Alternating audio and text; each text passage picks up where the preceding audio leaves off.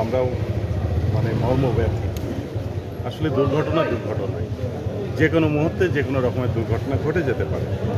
তো আমরা যখন শুনেছি যে এরকম একটা দুর্ঘটনা ঘটেছে, একটা ট্রাকের সাথে পুলিশের একটা ট্রাকের সাথে একটা মোটরসাইকেলের অ্যাক্সিডেন্ট হয়, অ্যাক্সিডেন্ট হলে জায়গাতেই একজন স্পট ডেথ হয়, বাকি দুইজনকে ওসমানী মেডিকেলে আনা হয়েছে। আনার সাথে সাথে আমাদের এখানে যারা ওসমানী মেডিকেলে আমাদের যে পুলিশ সদস্যরা আছে তারা সার্বিকভাবে সহযোগিতা করেছে, ডাক্তারদের সাথে কমিউনিকেশন করেছে। পাশাপাশি আমরা যারা সিনিয়র অফিসার, দেখেন এখানে আমি ডিসি চলে এসেছি, আমার এডিসি এসছে, এসি এসছে, ওসি এসছে, মানে আমাদের আর কেউ বাকি নাই। অর্থাৎ আমরা চেষ্টা করেছি যে আমাদের দিক থেকে যদি সার্বিকভাবে কোনো সহযোগিতা করে পেশেন্টকে রিকভার করা যায়, সেই চেষ্টা আমাদের আছে, সর্বোচ্চ চেষ্টা। হ্যাঁ, সর্বোচ্চ চেষ্টা আমরা করেছি। তারপরেও হায়াত মাহমুদের হাত তো আল্লাহর অবস্থা। ডাক্তারদের সাথে কথা বলেছি, ডাক্তাররা বললো যে রোগীর অবস্থা একটু ক্রিটিক্যাল। সেক্ষেত্রে আমরা বললাম যদি সম্ভব হয় তাহলে আপনারা ঢাকায় রেফার করেন, আমরা ব্যবস্থা করছি, অ্যাম্বুলেন্সের ব্যবস্থা করে আমরা ঢাকায় পাঠানোর একটা ব্যবস্থা করি। ডাক্তার বললো যে এই মুহূর্তে ঢাকায় রেফার করলে আসলে পথেই হয়তো কোনো অ্যাক্সিডেন্ট ঘটে যেতে পারে। সুতরাং হায়াত মাহমুদের মালিক যেহেতু আল্লাহ, ওনাদের সার্বিক চেষ্টা করছে, বাট কী হবে আল্লাহই ভালো জানে।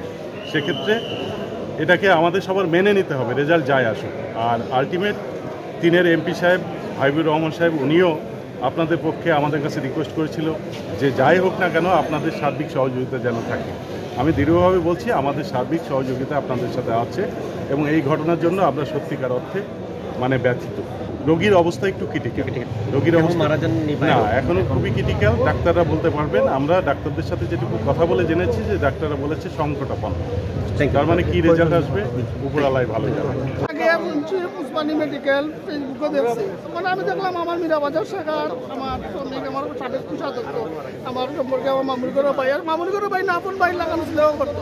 এমন হয়েছে আপনারা মানুষ দেখছেন, অত্যন্ত অনেক মানুষের শুননাই পালা মানুষ আসলো মারা গেছে। আমরা বাজে খবর পাইছি, 20 মিনিট আগে খবর পাইছি তাই মারা গেছে। আমরা শুনছি ওখান থাকি মাউন্ট এডুরাত নেওয়া হইব টানবে, আর একজন মানুষ আবার জায়গাত মারা গেছেন স্পটও।